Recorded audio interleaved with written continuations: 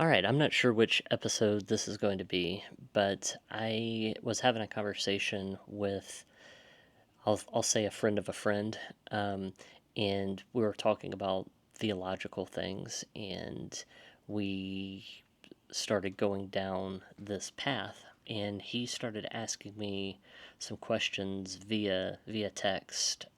Yeah, I basically asked him, go watch my videos. I'd like to know what you think. I want to know how incorrect and how bad my theology is from a Christian perspective, and I I I come from that background. I know. I just the people that I've talked to about my newfound theology, people aren't pushing back on me. Now, I know people on the internet on YouTube are going to push back. That's just going to be a flame war, and it's not that productive. So I wanted to ask I wanted someone to ask questions, watch my videos, and then ask me questions, and just see how shaky this is. And he started off asking me some questions, and I thought they were really good questions. So I thought, okay, I'll put them on here. So I've got them here. So um, question one: what part of this whole journey has felt the most painful or disappointing for you? And that's a great question. The most painful part of moving away from Christianity is realizing that there's a lot. I think it's fear tactics, because if you don't believe that Jesus is deity, and if you don't follow the Nicene Creed, or whatever, you're going to burn in hell forever. And you've got to make this right decision, this mental decision. Even though James says, you know, works, or faith without works is dead. Um, it's still in Christianity. It's such a mental thing. Well, I I chose Jesus, therefore I have chosen him, and that's all I need to do. And I don't like that thinking. It doesn't make sense. So what's the hardest part or most painful? I think disappointing people that I know that believe differently. Being a heretic is hard. I hate that I'm now a heretic, because I know what their thoughts are. I used to think that way too. And I know if people have bad theology or incorrect theology, you're like, oh, I don't want to talk to him. He's not welcome here. He thinks incorrectly. And in in Judaism, there are three. Well, I guess there's more than three streams of Judaism, but they're also called streams. They're not sects. It's not quite as in Christianity. If you disagree, you split, you start your new denomination, and you don't talk to those other people because they're heretics, or they have bad theology. In Judaism, at least in America, there's three streams of Judaism, and it's a lot more fluid, a lot more flexible, where you can believe disagree, I guess, with people within your Jewish synagogue, and it's different, and you disagree, but whatever, we'll figure it all out, in the at the end, who's right, who's wrong, but we don't split over it. And I think that's the most painful or disappointing part, is that I am from from from my family members and my friends, I'm letting them down because I have chosen incorrectly. And that I think that's the hardest part. Question 2. When you say that you don't trust Christian theology anymore, what specifically made trust feel unsafe? Was there a moment, a pattern, a person, or something you kept noticing over time? So, what don't I trust about Christian theology? I don't trust Christian theology because, not because it's changed. I get you. It has to morph and change a little bit. The the thing that bothers me the most is that purity. Purity is critical to me, and and where do I get that purity is important? It comes from Tanakh. It comes from the Bible. There is example of example the in Tanakh about how just a little yeast can ruin the whole batch.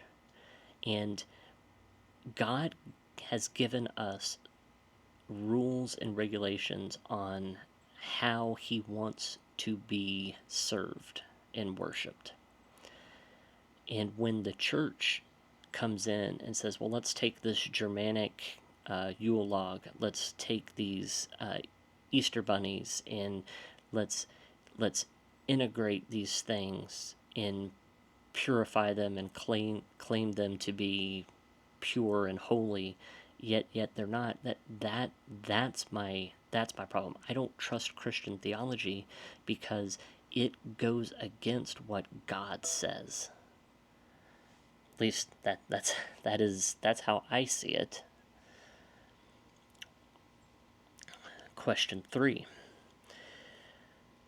What do you think you lost when you stepped away, and what do you think you've gained? What have I lost? I feel like I have mourned Christianity. I come from a very Baptist background where I know I could go to this church and I could go to the fellowship hall. I could have dinner on Wednesday night with these people, and I like it's. I guess I mourn the community, even though I don't think their theology is right anymore. It is, you're stepping away from kind of like a comfort zone. And what have I gained? I feel like I've gained truth. The I was texting a friend recently, and I said that Christianity and Judaism are on this spectrum. All the way to the left is Judaism, and all the way to the right is Christianity. And all we're doing is we're taking one more step over and over again, and moving away from Christianity to Judaism, because the more I learn, the more I've realized that Judaism fits better. It's more cohesive. It makes more sense to me. Now, I know I'm keeping Jesus into this, and that is, I know Judaism rejects Jesus, and they reject Jesus because he's deity, he's God. Nowhere in Tanakh does it say God's going to come down in human form and all that. So I feel like I've gained more truth and more understanding. Question 4. If you could talk to the version of you who was fully all in back then, what would you say to him? So if I could look at me 20 years ago before I started, going down this path. And I guess it would have been 22 years ago or so. What would I tell me? I would tell I wouldn't tell myself much, because if I had all of this information revealed to me all at once, I would have walked away. It has, for me, it has had to have been a very gradual process, looking into why don't we celebrate Passover. This was 2003. Or somewhere around then, maybe 2005, looking at, well, why don't we celebrate Passover? It says do this and do this forever. That was step one. So I started thinking, okay, maybe I need to start doing some of these things. And then I went to Israel. Israel pushed me, where I realized, oh, going to Israel in 2008, that that opened my eyes a little bit more. And then after that, started going to a Messianic congregation, and that was a, even though I don't necessarily believe their belief system anymore, because it still has a lot of the Christian parts of it, it introduced me more so into Judaism. It's really hard to grow up not doing anything Jewish and then just jumping in. You don't know where to begin. So it has to be a gradual process. Or I think I would have thrown it all away. Um, so I would, but I would tell myself things are going to change, and don't hold on to things quite as tightly as you do. If I had probably told my uh, past self that, it if I had given me too much information, I wouldn't have known what to do with it. It has to be a gradual process. I mean, this whole concept of Jesus not being God, that's something that was a 7 year process for me. I fought that for 7 years. It's not decisions I make lightly, and everything I've done it. Um, I've studied my way into this. I'm not making these things up. I'm just reading more and learning more. And then the last question is, right now, what do you most hope is true about God? And what are you most afraid might be true? And that, I like the second part of that. Um, um, Let me see how I answered that. I'm kind of curious how I answered that. Um, let's see. I don't hope about what's true. I don't hope that I know, or I hope. I don't hope anything. I know, and it's different. It's knowing something and hoping something. I don't hope that God says who he is. I know he is who he says he is. Um, and um, what do I hope, that might be true? I don't know. I don't know of anything that I'm afraid might be true. So I like I like the question, but um,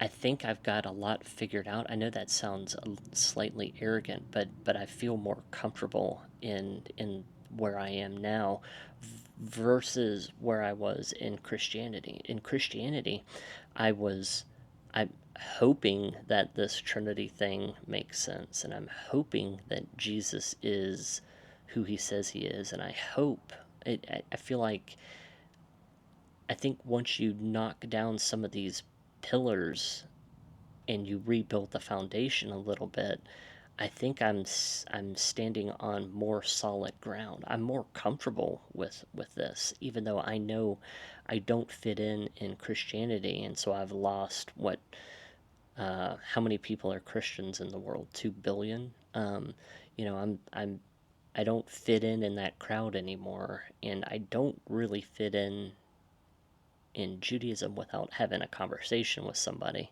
because they think you believe in Jesus, then therefore they make a lot of assumptions, and as they should. Um, Christianity has some very foundational things that are crucial. I just don't claim to be a Christian anymore. I believe in Jesus, but not in the Greco-Roman way the church does it, with Son of God and Son of Man kind of not being defined properly, or redefining them. So, all right, I hope this. I don't know. This feels real raw. I feel like I'm spilling my guts to the internet. I hope it helps somebody. And I'm not sure which episode number this is, or if I'll ever post it, but it's therapeutical for me. So, all right, thanks.